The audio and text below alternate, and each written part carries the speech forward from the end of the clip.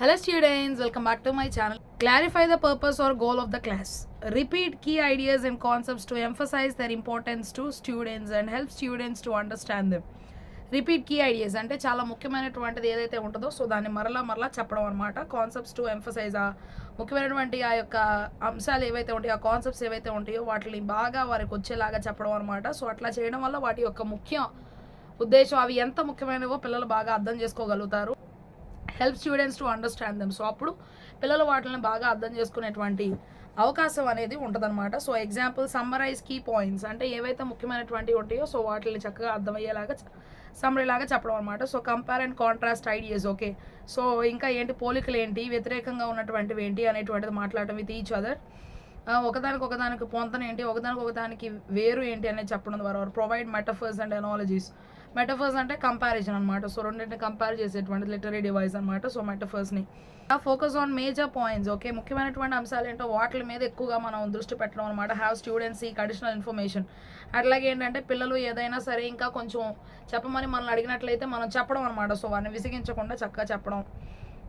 Seek additional information in other activities. ఇంకా మిగతా వాటిలో కూడా వారికి ఏదైతే అవసరమో సో ప్రతిదాన్ని కూడా వారికి చక్కగా అర్థమయ్యేలాగా చెప్పడం అనమాట. Techniques for getting feedback in your class room. Seek feedback from your students to judge your pacing and frame your instruction to meet their needs. పిల్లల దగ్గర నుంచి అసలు వాళ్ళకి ఎట్లా అర్థమైంది, వాళ్ళకి మనం చెప్పింది పూర్తిగా అర్థమైందా లేదా అనేటువంటిది తెలుసుకోవడం అనమాట. సో దాన్ని బట్టి మనం ఎట్లాగ నడుచుకుంటున్నాం, వారికి ఎట్లా చెప్తున్నాం అనే దాన్ని ఒక అంచనా వేసుకోవడం. ఎలాగ వాళ్ళకి చెప్తే వాళ్ళకి అవసరమైనటువంటివన్నీ కూడా మనం చెప్పగలిగిన వాళ్ళం అవుతాము అనేటువంటి ఒక అంచనా వేసుకోవడం. Observe the students body language. Are they looking at you, are they gazing out the window. Okay, so పిల్లలు మీ వైపు ఏదన్నా ఒక పాఠ్యభాగం చెప్తూ ఉన్నటువంటి సమయంలో పిల్లలు మీ వైపు చూస్తూ ఉన్నారా లేదంటే కిటికీలోకుండా బయట చూస్తున్నారా. ఆర్ దే టేకింగ్ నోట్స్, వాళ్ళు నోట్స్ ఏమైనా రాసుకుంటున్నారా. రైజింగ్ దేర్ హ్యాండ్స్, చేతులు ఎత్తుతున్నారా. అండ్ నాడింగ్ అలాంగ్, మీరు చెప్తూ ఉంటే వారు తల ఊపుతూ చక్కగా వింటున్నారా. Do you see yawns, okay ఎవరైనా ఆవలించడం చూస్తున్నారా. షఫ్లింగ్ చైర్స్, ఓకే కుర్చీల్ని కదిపిస్తూ ఉండడం చూస్తున్నారా. స్టూడెంట్స్ విస్పరింగ్, ఎవరైనా సరే గుసగుసలు ఆడుకోవడం గమనిస్తున్నారా. గ్లేజ్డ్ లుక్స్, ఇంకా ఎవరైనా సరే విసుగ్గా చూస్తూ ఉన్నారా. అవన్నీ కూడా అనమాట. Use questions to find out what your students know and understand. అట్లాగే కొన్ని ప్రశ్నలు వాళ్ళని అడగడం ద్వారా వాళ్ళకి ఎంతవరకు అర్థమైంది, ఎంతవరకు వారు తెలుసుకోగలిగారు అనేది తెలుసుకోవడం. Encourage students to ask questions to discover their areas of interest and confusion. మనం పిల్లలు ఏదైనా ప్రశ్న అడిగినప్పుడు వాళ్ళని అడగనీయకుండా ఆపేయకూడదు అనమాట. సో వారు అడుగుతున్నటువంటి ప్రశ్నను బట్టి వాళ్ళకి ఎక్కడ ఏది అర్థం కాలేదు, ఏది తెలుసుకోవడానికి వారు చాలా ఆసక్తిని చూపిస్తున్నారు అనేది మనకు అర్థమవుతుంది.